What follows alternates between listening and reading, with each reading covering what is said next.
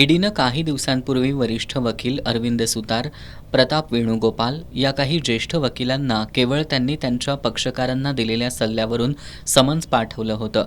यावर बार असोसिएशननं तीव्र आक्षेप घेत सरन्यायाधीश B.R. गवई यांना पत्र लिहिलं होतं.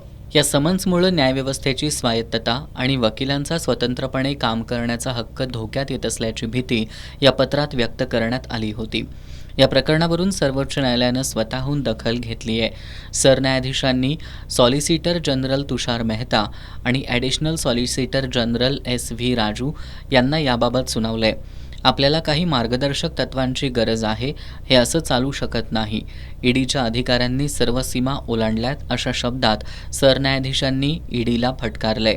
यावेळी सॉलिसिटर जनरल तुषार मेहता यांनी वकिलांना त्यांच्या कायदेशीर सल्ल्यामुळे समन्स पाठवता येत नाही, हे ईडीनं मान्य केलं असल्याचं सांगितलंय.